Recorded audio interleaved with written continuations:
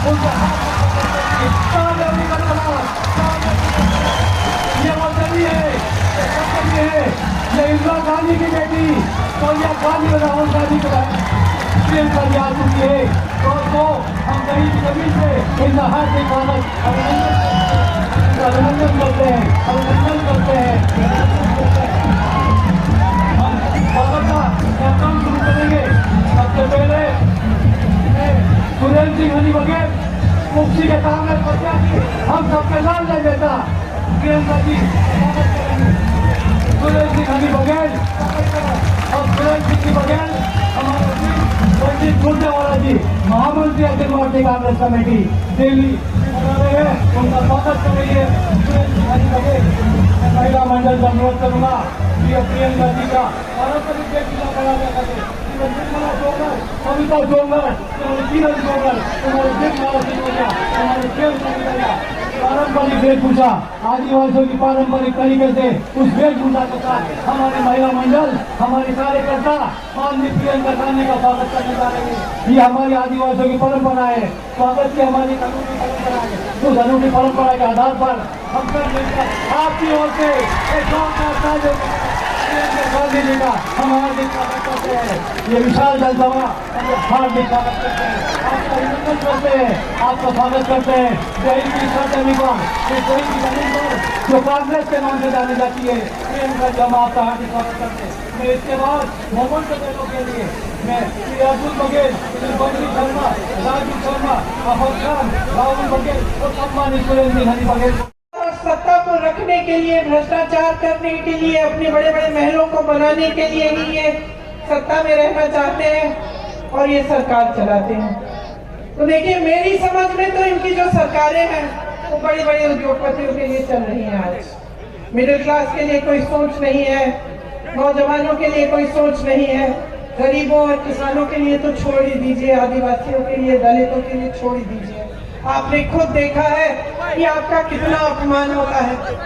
Video निकला था, एक शर्मनाक वीडियो, आप सबने देखा होगा। फिर क्या हुआ, चुनाव का समय है तो मुख्यमंत्री जी ने उस लड़के के पैर धोए जिसके साथ इतनी खराब हरकत, गंदी हरकत की गई थी। लेकिन इससे पहले क्या, चुनाव से पहले क्या और चुनाव के बाद क्या हम सोचेंगे नहीं? क्या हम पूछेंगे नहीं कि ये सरकार की नीयत क्या है?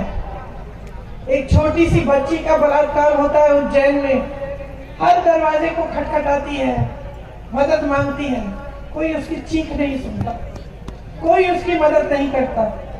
महिलाओं पे, मेरी बहनें, इतना अत्याचार है मध्य प्रदेश में। आज हर रोज 17 महिलाओं का बलात्कार होता है आपके प्रदेश में, हर रोज। सुरक्षा ही नहीं है। बड़ी बड़ी बातें हो रही हैं आरक्षण की, लेकिन सुरक्षा नहीं दे पा रहे हैं। तो अब आप समझिए कि आपका प्रदेश कहां पे है। 18 सालों से आपने देख लिया है, भ्रष्टाचार भुगत लिया है, महंगाई भुगत ली है, बेरोजगारी भुगत ली है। अब आपके सामने एक चुनाव है, आप चुनिए। आपको 5 साल और इन्हें मौका देना है कि आपका अत्याचार बढ़े, आप पे अत्याचार बढ़े, बेरोजगारी बढ़े, महंगाई बढ़े और आप आगे न बढ़ पाए। इनके महल बनते जाए बड़े बड़े, ये भ्रष्टाचार करते रहे, कहीं 200 करोड़, कहीं 500 करोड़, कहीं आपने कल वीडियो जारी हुआ है एक केंद्र के कृषि मंत्री के बेटे का, आपने देखा होगा, हजारों करोड़, 100 करोड़ की बातें हो रही हैं। वहां अडानी जी 1600 करोड़ रुपए कमा रहे हैं एक दिन में, सुनिए, एक दिन में। और देश का किसान 27 रुपए कमा रहा है। देश का किसान 27 रुपए एक दिन कमाता है और अडानी जी सरकार की मदद से 1600 करोड़ रुपए कमा रहे हैं। मोदी जी लाखों के सूट पहनते हैं, 8000 करोड़ रुपए के हवाई जहाज में घूमते हैं। उनको घूमने के लिए 2 हवाई जहाज उन्होंने खरीदे हैं, 8000 करोड़ रुपए का एक, 16,000 करोड़ रुपए के 2 हवाई जहाजों में एक इंसान हमारे प्रधानमंत्री मोदी जी घूमते हैं। 20,000 करोड़ का इन्होंने खर्चा किया किस में? संसद को नया बनाने में, उसके सुंदरीकरण में। जो संसद पहले था वो 70 सालों से अच्छा खासा चल रहा था, ठीक है, उसकी कुछ मरम्मत करानी थी, करा देते। 20,000 करोड़ रुपए आप खर्चे सुंदरीकरण करने में, बड़ी बड़ी इमारतें बना रहे हैं, और आप कहते हैं कि किसानों का बकाया नहीं दे सकते, किसानों का कर्ज माफ नहीं कर सकते। तो ये परिस्थितियां हैं। अब अगर आप सोचते हैं कि हम कांग्रेस पार्टी हैं हम तो भाजपा की आलोचना करेंगे ही, चुनाव है हमें तो कहना है, तो ठीक है, हमारी बातों पे मत जाइए, लेकिन अपनी जागरूकता तो बढ़ाइए।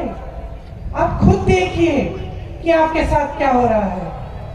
क्या आपके जीवन में इन पिछले 5-6 सालों में तरक्की आई है कि नहीं? इस सवाल का जवाब दे दो मुझे, आई है कि नहीं? सुनाई नहीं दे रहा मुझे, और मुझसे बोलो। नहीं आई है, पिछले 5 सालों में नहीं आई है। क्या इससे पहले जो 5 सालों से इनकी सरकार थी उसमें आई थी? नहीं आई। और उससे पहले नहीं आई। 18 सालों से इनकी सरकार है, बीच में 15 महीनों के लिए आपने कांग्रेस की सरकार जो चुनी थी उसे भी रिश्वत दे देकर उसे भी गिरा दी इन्होंने। तो 18 सालों की जो इनकी सरकार है इसमें आपकी तरक्की नहीं हुई ना, तो क्या उम्मीद रख रहे हैं कि आप अगले 5 सालों में होगी? तो आपको दिख नहीं रहा है कि जितनी भी घोषणाएं आपके सामने की जा रही है सब खोखली हैं, सब खोखली हैं बहनों और भाइयों।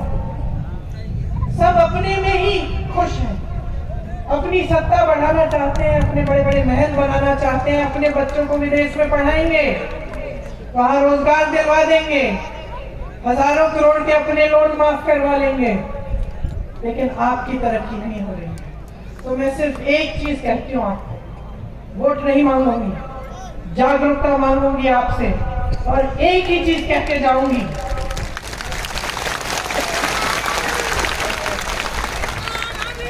जो आपने देखा है, जो आपके साथ इस सरकार ने किया है, उसे गहराई से खुद समझो, अपनी जागरूकता बढ़ाओ और अपनी जागरूकता के आधार पर अपना वोट दो।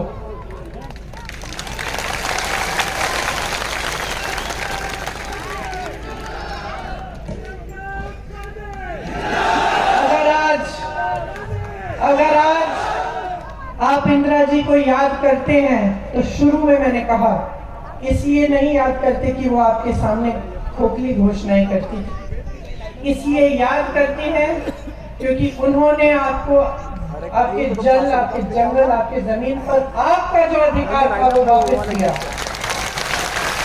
आपको जमीन के पट्टे दिए और कोई एहसान नहीं किया आप पे। उनकी समझ थी, उनकी श्रद्धा थी आपके प्रति। उन्होंने कहा आपका अधिकार है, आपको मिलना चाहिए। उन्होंने ये नहीं कहा कि मैं दे रही हूं, उन्होंने कहा ये आपका अधिकार है, अपने हाथों में लो। कांग्रेस की सरकारों ने हमेशा आपके अधिकारों को आपके हाथों में दिया है। भोजन का अधिकार, नौकरी जब आपको नहीं मिल रही थी, बाहर पलायन करना पड़ता था, तो आप, ये आपका अधिकार था।